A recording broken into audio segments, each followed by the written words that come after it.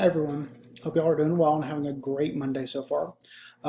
Like usual, I'm recording this on Sunday evening, so you all are getting this at the start of your week. I do want to let you know I am in my kitchen tonight rather than in my guest room. So if you happen to hear my kid call out, she's in the bath right now, or you happen to see a cat or two walk by, you'll know you'll know that that's just kind of is what it is. I like for these videos to be real, so you're going to kind of get whatever you get in terms of my family tonight. So what I wanted to do is just take a couple of minutes to talk briefly and give you some general feedback about the last set of discussion boards, and then to talk a little bit about what you should expect for this week with your assignment that's due on Friday. So first of all, the discussion boards. I am getting through the ad analysis. Once I've started those, I'm maybe halfway through. I'll be finishing those up throughout the rest of the week. But of course, if you have any questions about the feedback as you get them, let me know. But for the previous set, I did want to give you just some general feedback. So two things that I want to suggest to you. One, make sure that for every discussion board, you're really following instructions very carefully, particularly when it comes to doing the replies. Two things with replies to keep in mind. One, make sure that you do them and that you have two of them. You respond to two of your classmates. If you don't do so, if you only reply to one, or you don't reply to any, that of course will cost you points. Part of a discussion board is that there is the engagement piece, to be engaged with your classmates and engaged with the content that they are writing about and presenting to all of us. And also, when you're doing your replies, and a lot of you are doing this very well, but just a general reminder across the board, make sure that you're meaningfully engaging and meaningfully commenting on one another's boards. Meaning, try to ask maybe a thought-provoking question. Make a really thoughtful observation about what you've noticed. The idea, again, is that it's meant to be an ongoing discussion. Now, we may not always have that in every case, and that's okay. That will happen. But do know that I do want you to be thoughtfully participating and thoughtfully reading through and commenting on on one another's work. Of course, with the discussion for this, of course, with the assignment coming up, and of course with other assignments that will come up later in the semester. So, another thing that I wanted to give you in terms of feedback is please make sure that you're taking time to proofread your work and proofread it carefully. This is something that I think everyone could improve on. It doesn't, and by proofreading carefully, I don't mean that you all as a group have, large sweeping issues related to your writing. You don't. In fact, you all so far are producing some pretty solid writing, and I'm very impressed with the work that you've produced so far in this class.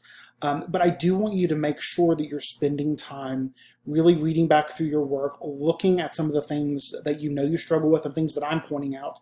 And one of the biggest ways to do that, at least in my experience, is reading your work out loud. If you hear the work that you've written and you hear it out loud and you audibly hear the words that you've put on page, you are in many cases going to be likely to be able to hear something that maybe doesn't sound right. When I was going through my grad program, one of the things that I joked about was if I read something and it sounded weird, it probably was weird. And it was. If I had $1 for every time I wrote something in grad school that up here made sense but on screen or on paper didn't, I could probably retire early. So all that being said, give yourself time to really read through your work, read it out loud, hear the words that you've written. Also utilize some of the other resources that are in that additional folder under content. There are 2 resources there that are specifically focused on proofreading and editing strategies and things like that. So again, you're doing good work with your discussion boards. Just a couple of little things to keep in mind as you move forward to make sure that they're even better than what I've seen so far. All right, so now for this week, let me go to our course. Okay, so for our course this week, you are going to be focusing on what it means to really look at and consider literary criticism in a thoughtful manner. This is something that, of course, is going to come back again and again throughout the course, particularly as we get toward the end of the semester. But I do want you to begin thinking about and really kind of reckoning with what it means to read a text and think about what school of criticism might be applied to it. This is something that is applicable. It's applicable, of course, in the English major, but it is something that a lot of composition students do have to engage with, at least to a certain degree. Now, of course, there's a good bit of reading and things that you'll need to do throughout this particular portion of Unit 1. Make sure that you're reading through the Introduction to Literary Criticism, what it means to conduct your research.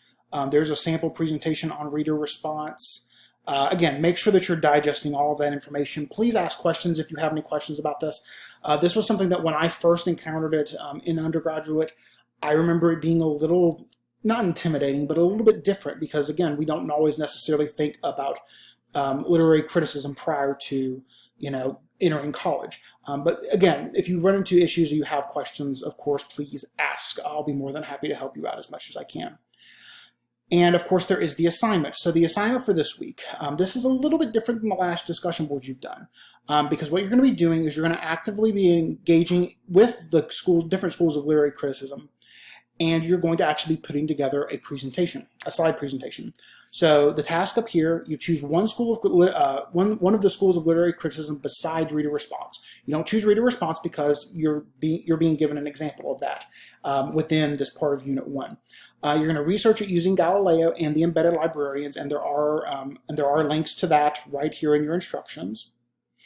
And you're going to build a 4 to 6 slide presentation. Basically, I want to know some of the big things about the School of Criticism. Treat me as though I'm a completely uninformed audience and provide me with a good glimpse at what this particular School of Criticism is about. Who are some of the major players? What are some of the major features and things like that? So again, make sure to include all the information that's listed here. Do note that you do want to have your last slide needs to be your works cited page. And of course, you'll save this in PDF format as well. And you'll want to practice. You'll want to put together your slides, and then of course you're going to record yourself, going along throughout going through the information and providing some of your thoughts and considerations based on what's on the screen. Of course, you can read things that are off of the screen, but I also want to push y'all to, as you're going through your slides and as you're discussing what's on your slides, don't simply just read things that are off the screen. Have some other things that aren't on the screen that you can discuss and talk a little bit about. So what I mean by that is if you have a slide of information, have a bullet point there that you can read and let that bullet point almost serve as a kind of as a flag for you that when you get to that bullet point, you maybe have some notes sitting beside you that you can refer to and flesh out that bullet point in a little more detail without just simply reading from the screen. I know that might seem a little bit hard. Of course, if you have questions, let me know. But again, this is 11:02, and I want to kind of push y'all a little bit to, think about and really kind of hone the skills of what it means to really present and present beyond the reading what's on the screen.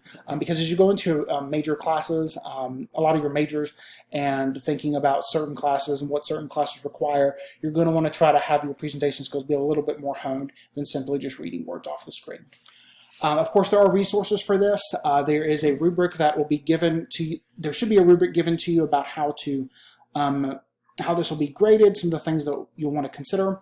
And of course, if you have any questions, please let me know. Now, there are some resources down here to help you with your presentation, some from OWL at Purdue and some from other areas as well. There is some information here about citing in MLA format, and there is also a link to that in the additional writing resources folder as well. So pretty much everything you need for this assignment is provided to you. And of course, you will have a sample that you can utilize. Now, one of the questions that I have had someone ask is what would be a good platform to be able to use to piece all of this together, to have things on the screen and narrate at the same time.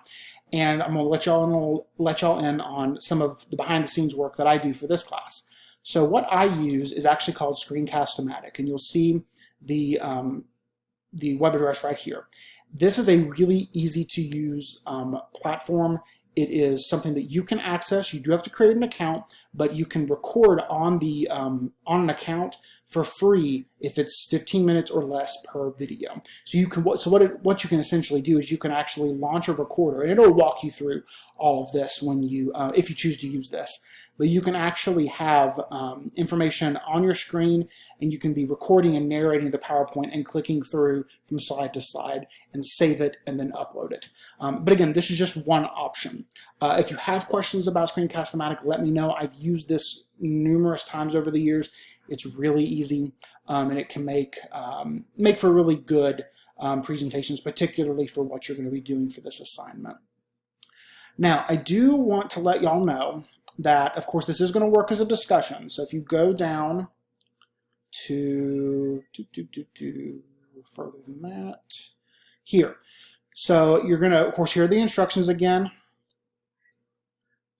The instructions are all listed here. You do want to make sure that you do respond to other classmates. There are going to be guidelines about how this will be graded. So again, any questions about anything with this assignment, all you have to do is let me know, and I'll be more than happy to help you. This is going to be due by Friday the 12th, so this coming Friday by 11:59. So just please make sure that you have it completed by then. Also keep in mind that your extra credit assignment, which again is located in content, I talked about it in last week's video, that is going to be due by the 15th. So you've got a little bit of time between this assignment being due and the extra credit one being due. And again, the extra credit, you can turn it at any point before or on the 15th, and I'll assess it and let you know what your points are accordingly. Okay, so I think that just about wraps it up for this week. Throughout the week, if you have any questions, please let me know. Again, I'm going to be finishing up and gradually getting through the ad analyses, discussion boards, and giving you feedback and things like that to help you as you move forward. I will let you know that I'm going to be attending an online conference Thursday, Friday, and Saturday. So my response time will still be pretty quickly, but there might be a little bit of a lag. My plan is to get the ad analysis discussion boards, all of them, graded before my conference starts on Thursday.